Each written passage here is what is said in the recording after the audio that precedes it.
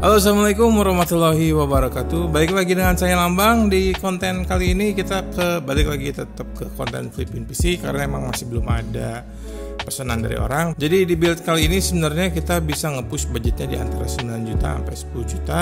Cuman di build kali ini kita pakainya mungkin bakalan nyampe ke angka 10 juta karena kita pakai part-partnya yang lebih bagus daripada biasanya. Bagi yang kalian belum tahu flipping PC itu apa, jadi kalau flipping PC itu saya bikin komputer sendiri dengan modal saya sendiri dan nanti bakalan dijual ke kalian, dan part-partnya juga ada yang bekas ada yang baru. Nah di flipping PC ini otomatis saya ngambil untung sedikit-sedikit mah ya. Tapi yang penting fokus utamanya dari flipping PC ya bikin PC semurah mungkin dan semaksimal mungkin, tapi dengan tetap memakai form factor ITX karena emang di channel ini kita fokusnya dengan casing-casing yang kecil dan PC-PC mini ITX. Oke, tanpa panjang lebar lagi langsung aja kita ke perkenalan partlist yang bakalan kita pakai di build kali ini. Oke, pertama-tama kita mulai dari prosesor. Untuk prosesor kita bakalan pakai dari Ryzen 3600. Nah, kenapa kita pakai 3600? Kenapa nggak 5500? Karena berhubung 5500 stoknya lagi kosong dan kita adanya 3600, jadi ya apa-apa. Secara performanya udah cukup banget sih, masih tetap sama kayak 5600, punya 6 core dan 12 thread. L3 cache-nya ada di 32 GB. Cuman untuk masalah IPC-nya pasti lebih pelan daripada 5600, tapi gak masalah kalau misalkan kalian fokusnya di gaming di 1440 atau di resolusi 2K. Oke, sekian dari prosesor, langsung aja kita ke motherboard. Nah, untuk motherboard yang kita pilih di sini adalah dari ASRock Phantom Gaming ITX/AX. Jadi udah termasuk Wi-Fi 6E. Kenapa kita pilih ini? Karena kita pengen pakai PCIe Gen 4-nya biar jalan dan biar bisa lebih ada pad upgrade-nya lah. Seenggaknya kalian bisa pakai 5600, 5700 bahkan nyampe 5900 pun masih bisa masuk di motherboard ini dan nggak akan terlalu kecoki. Oke, secara performanya jelas lebih bagus ya daripada ASRock yang biasanya karena udah dikasih heatsink juga, heatsink VRM dari motherboardnya. Jadi performa cooling VRM-nya bakalan jauh lebih bagus daripada yang biasanya.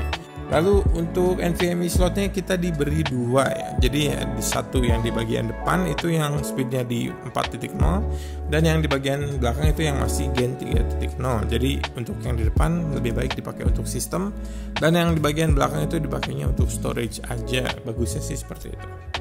Oke, sekian dari motherboard, langsung aja kita ke RAM. Nah, untuk RAM yang bakalan kita pilih di build kali ini adalah dari Cube Gaming, masih tetap yang Blade ya, yang Blade series. Kita pakai speednya di 3200, kapasitasnya di 16 GB. Oke, sekian dari RAM, langsung aja kita ke SSD yang kita pilih di build kali ini. Kita bakalan pakai dari Adata. Ini tipe Legend 850 Lite, kapasitasnya ada di 1 TB dan ini udah PCIe Gen 4. Speednya pasti bakalan lebih kencang daripada yang Gen 3. Nah, untuk speednya ini diklaim bisa ngedapetin sequential read-nya itu ada di 5000 MB per detik dan write speednya ada di 4200 MB per detik. Jadi udah cukup kencang banget. Oke, lalu next kita ke GPU yang bakalan kita pilih di build kali ini. Kita bakalan pakai RTX 3070. Kenapa kita pilih RTX 3070? Karena performanya yang udah cukup bagus banget dan kita kebetulan dapat unit yang bisa dibilang min ya. Kita pakai dari brand Inno 3D, ini yang tipe dual ya. Jadi bukan yang triple iChill-nya yang lebih banyak fan-nya. Tapi di sini kita udah cukup karena ini sebenarnya saya udah coba pakai beberapa bulan juga. Performa gamingnya udah cukup bagus banget dan performa thermalnya juga udah cukup bagus banget. Nah, untuk kapasitas VRAM-nya dia ada di 8 GB, terus kalau salah 256 bit ya kalau salah. Nah, untuk harganya juga udah jauh turun murah banget sekarang untuk RTX 3070. Jadi yang pasti ini udah worth to buy banget dengan harga total di sekitaran 9 sampai 10 juta. Kalian bisa mendapatkan performa yang luar biasa. Oke, lalu kita ke coolingnya. Next kita bakalan pakai dari ID Cooling Frostflow X120. Ini bukan yang seri lightnya, kita pakai seri yang biasanya. Nah, kita kenapa pakai all-in-one liquid cooler yang 120? Karena dia bisa masuk di casing ini. Soalnya kan ini pakai casingnya yang cukup panasnya di dalamnya kalau misalkan kita nggak pakai cooler yang mumpuni gitu. Jadi makanya kenapa kita pilih all-in-one liquid cooler di sini karena emang bisa dipasang di bagian depan dan biar performa CPU-nya bakalan jauh lebih baik daripada kita pakai air cooler yang biasa aja gitu. Oke, begitu dari coolingnya langsung aja kita ke power supply. Untuk power supply yang bakalan kita pilih ini dari Bitfinex Whisper 550 watt. Ini udah 80 plus gold, udah gitu udah full modular. Untuk jeroannya sendiri Bitfinex juga ngeklaim bahwa dia udah pakai Japanese kapasitor, main kapasitornya. Jadi udah bisa dibilang udah cukup bagus lah ya. Untuk size-nya ini masih di ATX ya. Jadi masih bisa masuk di casing ini karena emang casing ini agak unik juga ya. Jadi kita harus pakai VSU ATX. Kalau SFX malah harus pakai bracket lagi. Jadi kita bakalan pakai power supply dari ATX aja di build kali ini biar bisa dapat wattnya yang lebih gede dengan harga yang jauh lebih murah daripada SFX. Oke, yang terakhir kita bakalan ngejelasin casing yang bakalan kita pilih. Nah, untuk casing yang bakalan kita pilih di build kali ini adalah dari Silverstone SG13. Kita pilih yang warna black karena kita dapatnya yang warna black. Mengingat lagi saya ini belinya bekas, jadi ya kondisinya agak sedikit ada yang lecet-lecet sedikit, masih wajar, tapi masih bisa dibilang mulus lah ya. Nah, untuk ukuran casingnya sendiri dia nggak terlalu besar ya, tapi bentuknya agak melebar karena emang harus memenuhi si slot sampai GPU. Tapi kalau dihitung-hitung sih masih cukup kecil lah ya, di 11 liter kalau nggak salah ini ukurannya. Nah, alasan selanjutnya kita pilih casing ini karena kita bisa pakai all-in-one liquid cooler di bagian depan sini. Soalnya dari build-build yang sebelumnya kita cobain, kalau misalkan kita pakai stok cooler biasa, hasilnya bakalan lebih panas daripada yang biasanya. Oke, begitu part-parts yang bakalan kita pilih di build kali ini. Menurut kalian udah cukup oke atau enggak? Tapi mungkin banyak yang komen, kenapa nggak 5.600 aja? Ya, karena emang saya mau nge-press budget kalau bisa under 10, walaupun alhasil ini kayaknya bakalan lebih dari 10. Tapi untuk harga 10 juta kalian bisa ngedapetin RTX 3070, motherboard B550 yang udah kece banget, yang udah capable banget, nyampe Ryzen 9 pun. Lalu kalian ngedapetin juga power supply 550 watt full modular, dapat all-in-one liquid cooler, dapat casing yang kecil. Jadi dapat 1 terabyte juga untuk SSD-nya. Jadi dengan harga 10 juta menurut saya sih udah worth banget untuk dibeli. Begitu. Sip. Kalau kayak gitu langsung aja kita ke video build-nya.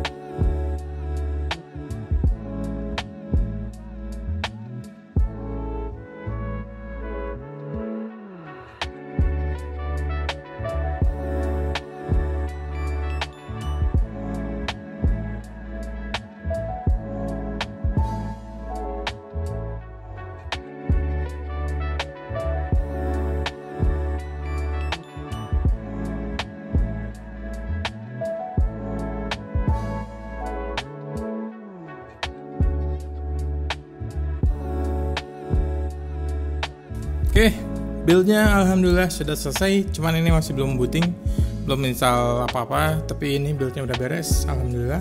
Secara keseluruhan sih buildnya gak pusing-pusing banget sih. Cuman emang agak penuh aja karena kita pakai liquid cooler. Jadi si space buat kabel-kabelnya jadi lebih sedikit lebih ketat.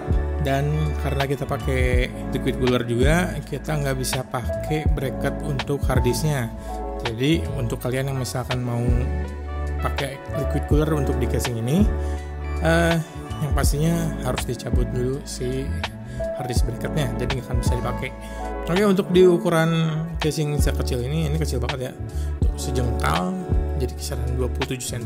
Untuk ukuran sekecil ini bisa nampung PSU ATX, bisa nampung liquid cooler, bisa nampung RTX 3070, udah gitu dipasangnya dengan Ryzen 3600. Kalau untuk masalah kesulitan di casing ini seperti biasa, kabel routingnya yang agak susah karena emang kita nggak dikasih kabel hook ya di sini.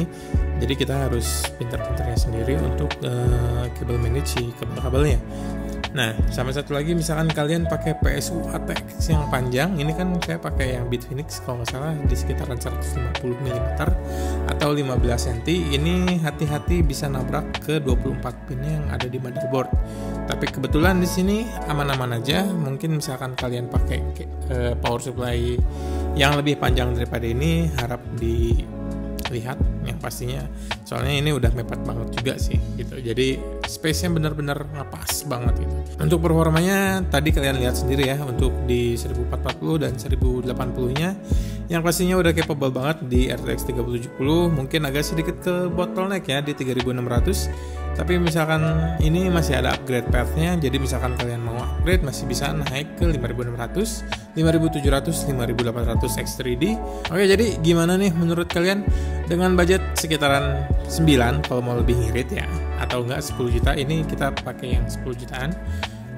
Dengan budget 10 juta kalian bisa ngedapetin PC yang mininya benar-benar mini banget, lalu udah ngedapetin RTX 3070, udah dapet liquid cooler, dapet SSD 1 tera Gen 4, motherboard Gen 4, udah gitu motherboardnya yang udah motherboard bukan kaleng-kaleng lagi ya, ini motherboard yang udah masuknya ke high-end ITX ya. Udah gitu dapet power supply 550 watt gold full modular dengan harga 10 juta aja. Jadi gimana menurut kalian? Worth it atau enggak? Please komentar di bawah.